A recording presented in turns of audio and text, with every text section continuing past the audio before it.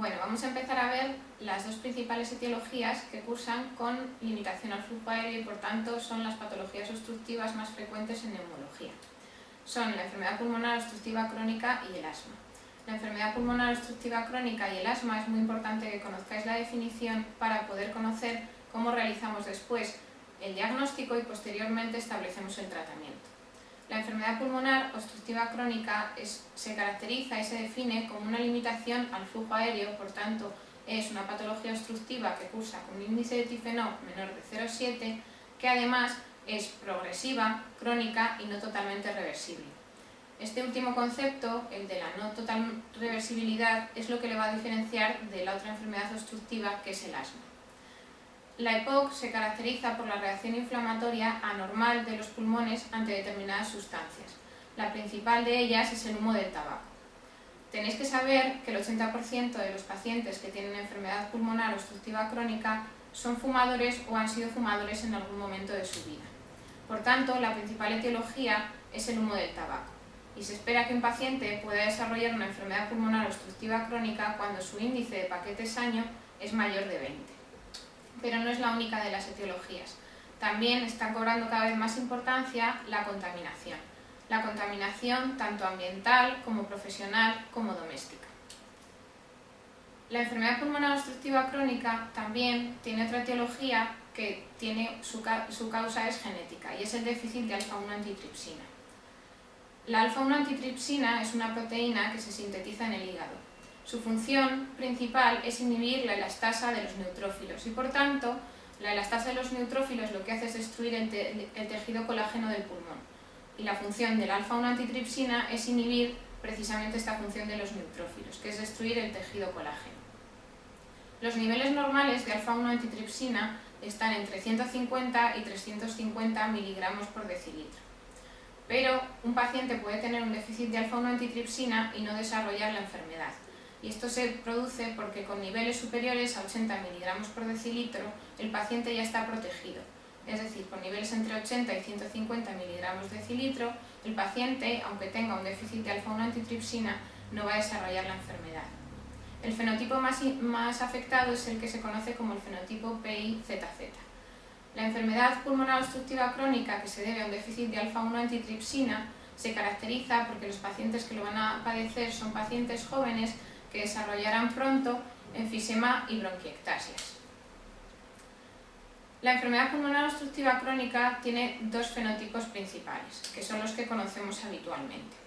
Está el fenotipo B o tipo bronquitis crónica y el fenotipo A o fenotipo enfisematoso. El fenotipo B o tipo bronquitis crónica, su diagnóstico es puramente clínico, mientras que el paciente enfisematoso lo vamos a diagnosticar por un criterio anatomopatológico. El paciente que se dice que tiene EPOC tipo bronquitis crónica, el diagnóstico clínico se establece por pacientes que nos cuentan en la consulta que presentan tos y expectoración más de 3 meses al año durante al menos 2 años consecutivos. Y no nos vale que tengan tos y expectoración un año, pasen varios años y no lo tengan y luego otro año vuelvan a tener estos episodios de tos y expectoración. Es decir, tienen que tener tos y expectoración más de 3 meses al año durante 2 años, al menos 2 años consecutivos. Como veis, el diagnóstico es puramente clínico y el paciente nos lo va a contar en la consulta. Mientras que el otro fenotipo, el fenotipo enfisematoso, su diagnóstico es anatomopatológico, aunque luego en la práctica clínica nos vamos a basar en la clínica y en la radiología para establecer que nuestro paciente tiene una enfermedad pulmonar obstructiva crónica tipo enfisema.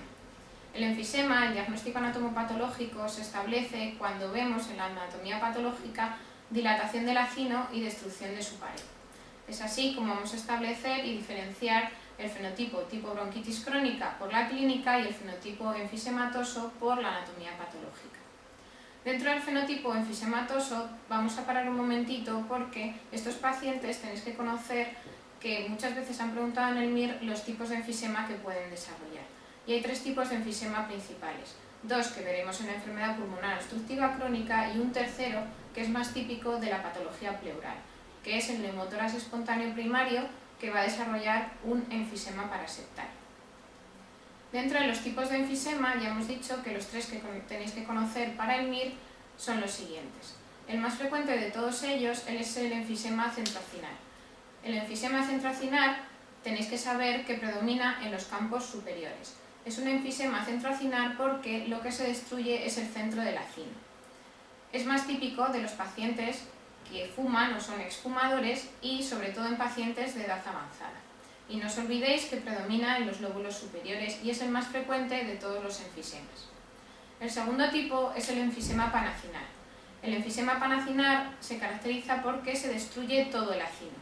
Se destruye todo el acino porque su causa más frecuente es el déficit de alfa-1 antitripsina. A diferencia del enfisema centroacinar, este predomina en los lóbulos inferiores. Entonces, los que vemos en la enfermedad pulmonar obstructiva crónica van a ser estos dos principalmente, el enfisema centroacinar y el enfisema panacinar. Y en tercer lugar tenemos otro tipo de enfisema que se caracteriza porque lo que se destruye es la zona distal del acino. Es el enfisema que llamamos paraseptal y es típico de los pacientes que padecen un neumotórax espontáneo primario. Este tipo de pacientes son pacientes que tienen un fenotipo típico, que son pacientes jóvenes, pacientes que pueden ser fumadores, altos y delgados, que en un momento determinado desarrollan disnea súbita y es porque se produce por la rotura de bullas apicales a nivel de los vértices del pulmón.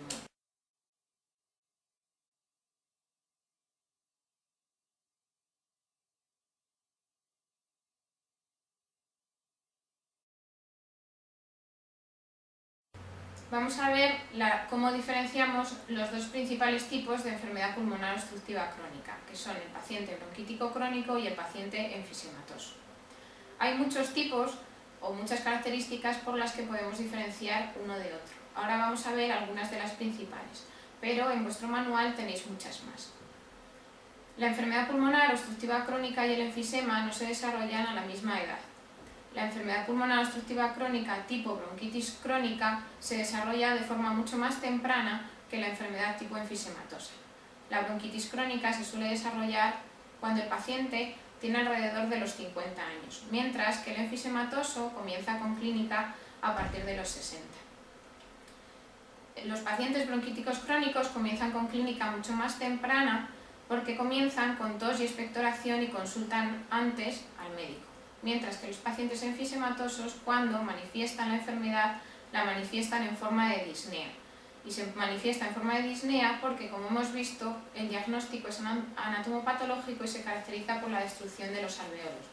Los alveolos se van destruyendo y el paciente, como va compensando con el resto del pulmón, hasta que no tiene una destrucción severa de los acinos, no va a presentar disnea. Es por ello que la enfermedad se desarrolla antes o se presenta antes en la consulta el paciente tipo bronquítico crónico antes que el paciente enfisematoso. El número de reagudizaciones también va a ser un factor que va a diferenciar una de otra. El paciente bronquítico crónico va a desarrollar muchas más reagudizaciones que el paciente enfisematoso. El paciente enfisematoso desarrollará menos reagudizaciones, pero estas son mucho más graves. Otra variable que tenemos que ver es la insuficiencia respiratoria crónica, el cor pulmonale crónico y la hipertensión pulmonar secundaria. Y es mucho más frecuente, como podéis deducir, en los pacientes tipo bronquitis crónica.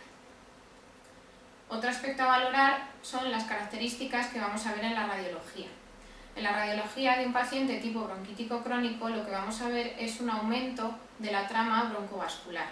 Y también es típico ver cardiomegalia, por sobrecarga sobre todo de cavidades derechas. Mientras que el paciente enfisematoso se caracteriza porque la enfermedad radiológicamente se manifiesta en forma de atrapamiento aéreo. El atrapamiento aéreo lo vemos sobre todo cuando vemos la radiografía lateral con un aplanamiento de los diafragmas y con un aumento del espacio retroesternal. También podemos hacer pruebas funcionales, como es el test de la difusión. El test de la difusión ya lo hemos visto en el tema de la fisiopatología, que se puede ver alterado cuando hay una alteración en 3 niveles diferentes, que es en el alvéolo, en el intersticio o en el capilar. El paciente bronquítico crónico no tiene ninguna alteración a nivel de la membrana alveolo-capilar, que sí que lo tiene el paciente enfisematoso.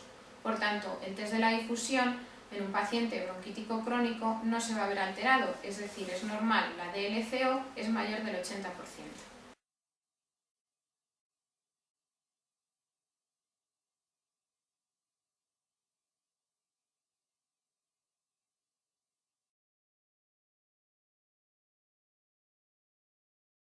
Bueno, ya hemos diferenciado las características clínicas del paciente bronquítico crónico del paciente enfisematoso. Ahora vamos a ver el diagnóstico. Ya vimos en la definición que se caracteriza por una limitación al flujo aéreo y por tanto tenemos que tener establecido un índice de tifeno menor de 0,7, como cualquier patología obstructiva. Este índice de tifeno además no es totalmente reversible ni espontáneamente ni con tratamiento broncodilatador. Con esto lo vamos a diferenciar de la otra enfermedad pulmonar obstructiva que es el asma. Pero además de estos criterios funcionales tenemos que tener una clínica compatible. Es decir, en el bronquítico crónico tanto la tos como la expectoración y en el paciente enfisematoso la disnea. Ya tenemos establecido, por tanto, cómo diagnosticamos al paciente y es muy importante que conozcáis que para diagnosticarlo necesitamos el tifeno, pero ahora vamos a valorar la gravedad. Para la gravedad es mucho más importante que conozcáis que la tenemos que establecer en base al BEMS.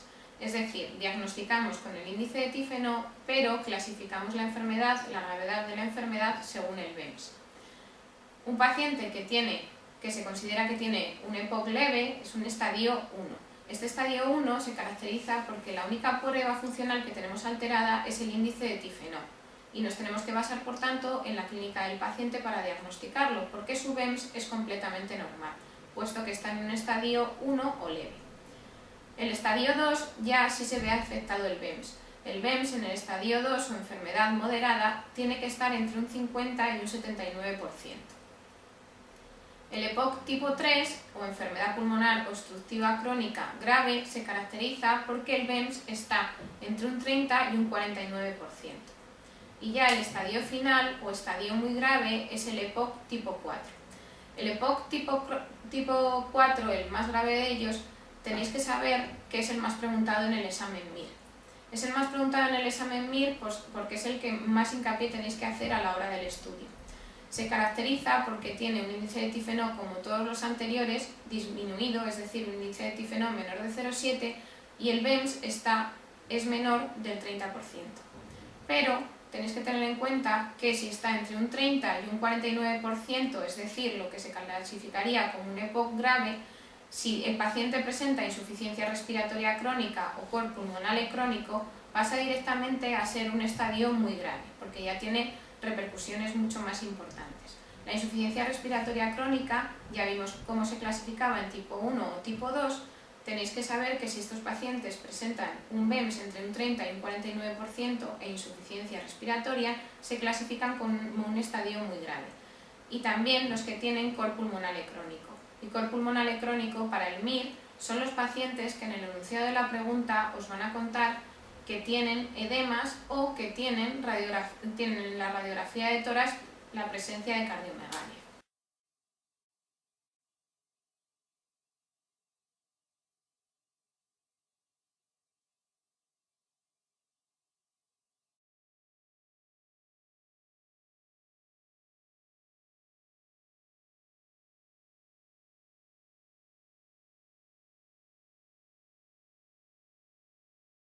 Pues ya tenemos, por tanto, ya conocemos cómo es la enfermedad, ya la tenemos diagnosticada y ya podemos valorar la gravedad. Ahora lo que tenemos que conocer es cómo la tratamos. Y tenemos dos tipos de tratamiento en la enfermedad pulmonar obstructiva crónica: el tratamiento farmacológico y el tratamiento no farmacológico.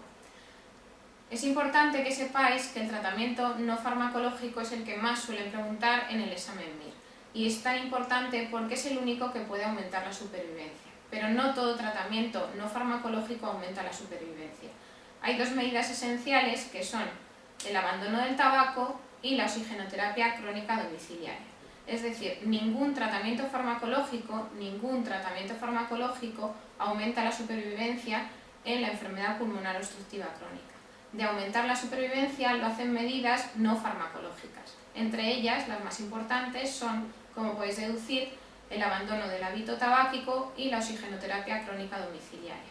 Por tanto, la medida más importante de las dos es el abandono de tabaco. Todo paciente POC ya os viene a la consulta siendo un exfumador, pero si no lo es, le tenéis que recomendar que deje el tabaco porque aumentará su supervivencia. Y la aumentará pues más o menos después de 20 años y la igualará al de un paciente no fumador. La otra medida importante que tenéis que conocer es la oxigenoterapia crónica domiciliaria, y esta medida la preguntan en muchos de los exámenes MIR. Tenéis que conocer cuáles son los requisitos, cuáles son las indicaciones, cuánto oxígeno domiciliario tenemos que poner y cuántas horas tiene que tenerlo el paciente en casa. Para que un paciente le indiquemos oxigenoterapia crónica domiciliaria tiene que cumplir 3 requisitos. El paciente tiene que estar en una fase establecida ya de su enfermedad, es decir, nos tiene que contar un paciente que al menos durante el mes previo no ha tenido ningún episodio de reagudización. Si ha tenido algún episodio de reagudización puede estar en hipoxemia, pero debido a la reagudización, pero en fase estable a lo mejor no cumple criterios gasométricos para indicarle oxígeno en domicilio. Por lo tanto, el primer requisito para indicar oxigenoterapia crónica domiciliaria es que el paciente esté en fase estable. El segundo requisito, que lo suelen cumplir la mayoría de los pacientes, es que hayan abandonado el tabaco. Y el tercero de los requisitos es que el paciente haya cumplido tratamiento broncodilatador completo. Por tanto, repasamos los requisitos para mandar oxígeno a casa a un paciente. Tiene que ser que haya dejado de fumar, que esté en fase estable considerando que en el último mes, o al menos en el último mes, no ha tenido ningún episodio de reagudización y haya cumplido el tratamiento broncodilatador completo. Si tiene estos 3 requisitos, lo siguiente que tenemos que valorar es cuándo tenemos que indicar la oxigenoterapia. Para indicar oxigenoterapia a un paciente en su domicilio, nos vamos a basar simplemente en los criterios gasométricos, es decir, en lo que obtengamos en una gasometría arterial basal de un paciente. Lo tenemos que indicar cuando su presión parcial de oxígeno sea menor de 55 milímetros de mercurio. Esa es una indicación fundamental y que todos los pacientes que la cumplan tienen que tener oxígeno en casa. Y la segunda, que es quizá la más preguntada, es cuando estos criterios gasométricos nos indican que la presión parcial de oxígeno está entre 55 y 59 milímetros de mercurio, pero además el paciente tiene otras características, como son que presenta arritmias cardíacas, presenta hipertensión pulmonar, o presenta cor pulmonale crónico, o presenta también alteraciones intelectuales, o que el paciente tenga poliglobulia. Se define poliglobulia cuando nuestro paciente tiene un hematocrito mayor del 55%. ¿Cuánto oxígeno tenemos que mandar a casa a estos pacientes? Pues a estos pacientes normalmente se les indica oxígeno con gafas nasales entre 1,5 y 2 litros. Pero tenemos que calcular que el oxígeno que le tenemos que administrar sea el suficiente para que el paciente salga de insuficiencia respiratoria. Es decir, la indicación fundamental es el número de litros con los que el paciente supere una presión parcial de oxígeno mayor de 60 milímetros de mercurio. ¿Y cuánto tiempo tenemos que mandar el oxígeno?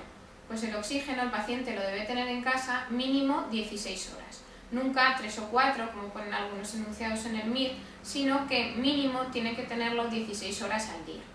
16 horas al día que además siempre tienen que ser por la noche. O sea, el paciente puede tener el oxígeno por la tarde, pero siempre lo tiene que tener por la noche. Cumplir estas 16 horas siempre respetando el descanso nocturno, porque durante la noche es cuando el paciente presenta cifras menores de hipoxemia.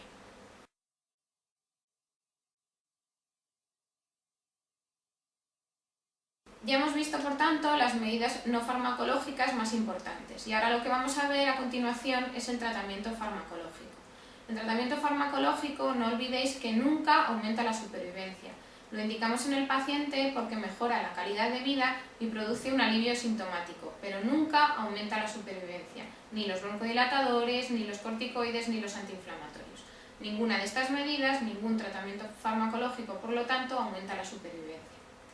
Dentro del tratamiento farmacológico tenemos múltiples fármacos con los que podemos actuar con nuestros pacientes que tienen enfermedad pulmonar obstructiva crónica. Los principales son todos los fármacos broncodilatadores y entre ellos incluimos los beta-2 agonistas y los anticolinérgicos. De elección para el examen MIR, pensar siempre que si os dan a elegir, el paciente siempre tiene que tener en su tratamiento mínimo un anticolinérgico. Vamos a empezar, por tanto, a repasar los fármacos broncodilatadores. Dentro de los fármacos broncodilatadores vamos a ver los beta-2 agonistas. Los beta-2 agonistas los vamos a clasificar en fármacos de acción corta y de acción larga. Los fármacos de acción corta, los beta-2 agonistas de acción corta, son el salbutamol y la terbutalina. Todos los fármacos broncodilatadores se van a administrar vía inhalada. Estos fármacos, que son los de acción corta, se caracterizan porque su duración media es de 4 a 6 horas, pero su principal ayuda para los pacientes que tienen enfermedad pulmonar obstructiva crónica es que tienen un comienzo de acción rápido y por tanto lo podemos usar como fármacos de rescate ante cualquier reagudización o que el paciente presente mayor disnea. En segundo lugar, tenemos dentro de los beta-2 agonistas los de acción larga. Hasta hace pocos años solo teníamos los beta-2 agonistas que duraban de acción larga alrededor de 12 horas, pero desde hace escasos meses tenemos también incluido un beta-2 agonista que dura 24 horas. Este fármaco es el indacaterol. Un fármaco que dura 24 horas como broncodilatador presenta muchas ventajas, sobre todo, y la principal es el cumplimiento terapéutico, pues pensar que muchos de los pacientes que tienen enfermedad pulmonar obstructiva crónica son pacientes ancianos y por tanto, cuanto más les simplifiquemos el tratamiento será mucho mejor para ellos que solo tengan que hacer una inhalación de un fármaco una vez al día y no dos como las que teníamos establecidas en los beta-2 agonistas de acción larga. Ya hemos visto los principales beta-2 agonistas, hemos visto que el indacaterol dura 24 horas y los otros dos beta-agonistas que son de acción larga, que duran 12 horas, son el salmeterol y el formoterol. Se diferencian uno y otro en que el salmeterol tiene un comienzo de acción mucho más lento que el formoterol. El formoterol es un beta-2 agonista de acción larga, pero tiene un comienzo de acción rápido. Los efectos secundarios de los beta-2 agonistas son, como ya conocéis, al ser beta-2 agonistas, el temblor y la taquicardia, pero son efectos secundarios, no contraindicaciones. Es decir, un paciente que viene reagudizado no le tenéis que negar los beta-2 agonistas solo porque presente frecuencias cardíacas mayores de 100. Los otros broncodilatadores que vamos a ver a continuación son los anticolinérgicos. Los anticolinérgicos se caracterizan porque son los fármacos que nunca le deben faltar a un paciente con enfermedad pulmonar obstructiva crónica. Al igual que los beta-2 agonistas, los vamos a diferenciar en los anticolinérgicos de acción corta y en los anticolinérgicos de acción larga. Los anticolinérgicos de acción corta, el principal de ellos es el bromuro de ipratropio. El bromuro de ipratropio, al ser un anticolinérgico de acción corta, su duración es alrededor de 6 u 8 horas. Mientras que los de acción larga, el principal es el bromuro de tiotropio y tiene la ventaja de que dura alrededor de 24 horas. La vía de administración en todos los anticolinérgicos es la vía inhalada. El bromuro de tiotropio es 20 veces más potente que el bromuro de ipratropio. Los efectos secundarios que presentan los anticolinérgicos son el glaucoma, los accesos de tos y la midriasis. Otro grupo de fármacos que podemos usar en la enfermedad pulmonar obstructiva crónica son las llamadas teofilinas.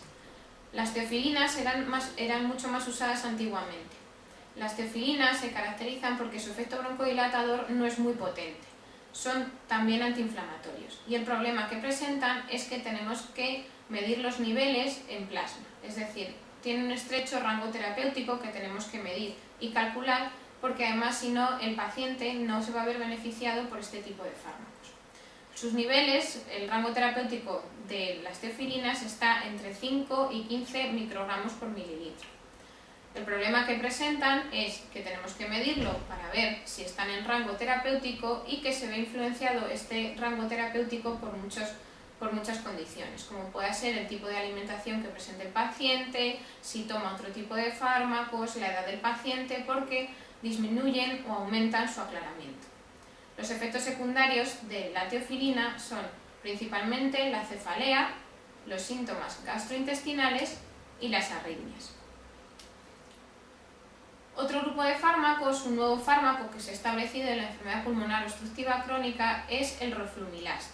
El roflumilast es principalmente un fármaco antiinflamatorio. El roflumilast, su acción es un inhibidor de la fosfodiesterasa selectiva, es decir, es un inhibidor de la fosfodiesterasa tipo 4.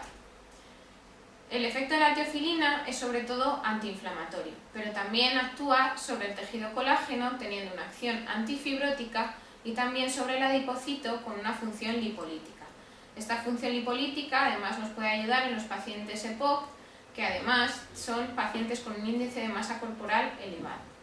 Los efectos secundarios de la teofilina principales son la cefalea, pero tiene un buen perfil de seguridad y, a diferencia de los anteriores, se va a administrar solo una vez al día y por vía oral. Ya hemos visto, por tanto, cuál es el arsenal terapéutico que podemos usar en los pacientes con enfermedad pulmonar obstructiva crónica. Pero lo que no podemos olvidar es que ninguno de estos fármacos va a aumentar la supervivencia en el EPOC, que solo nos van a servir para que el paciente mejore su calidad de vida porque se van a aliviar sus síntomas.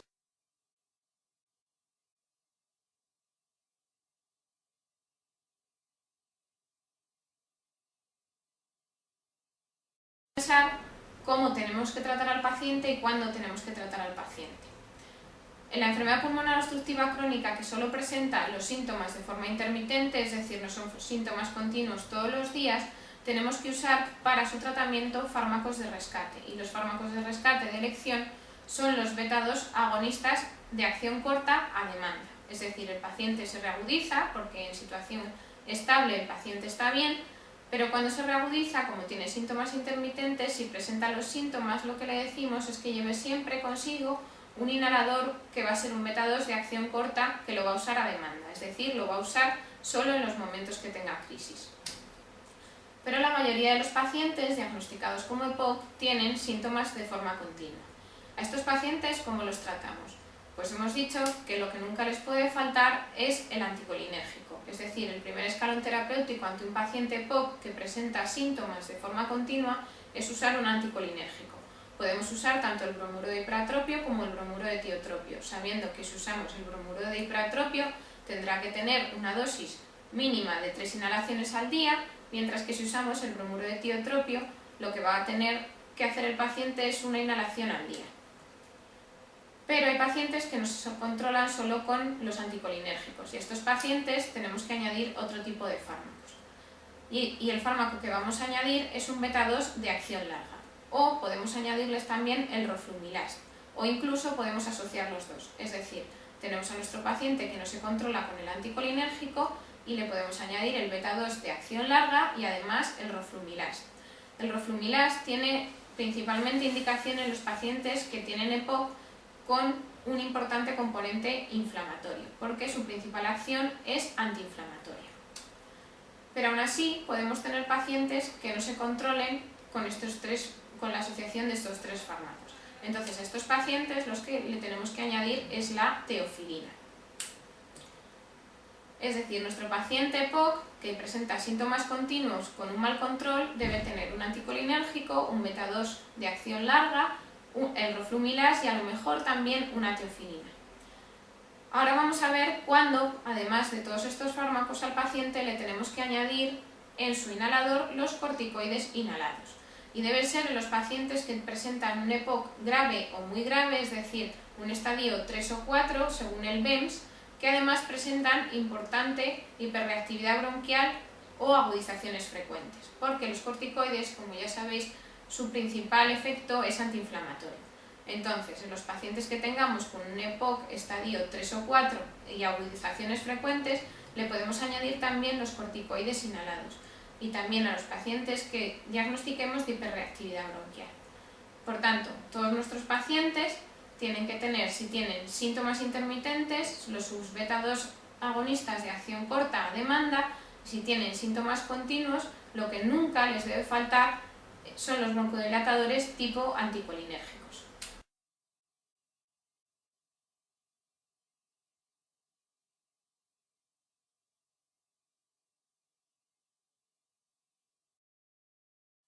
Ya hemos visto, por tanto, qué es lo que tenemos que hacer con un paciente que presenta enfermedad pulmonar obstructiva crónica para tratarlo en fase estable. Pero como conocéis, los pacientes EPOC se reagudizan y algunos se reagudizan con mucha frecuencia. Hasta hace pocos años, la causa más frecuente de las reagudizaciones eran las infecciones respiratorias de tipo vírico.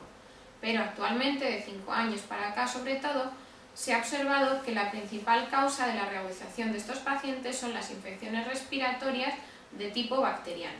Y dentro de los gérmenes responsables, los más importantes son el neumococo, el Haemophilus influenza y la moraxera. Depende de la comunidad donde estemos, del país donde estemos, predominará uno u otro.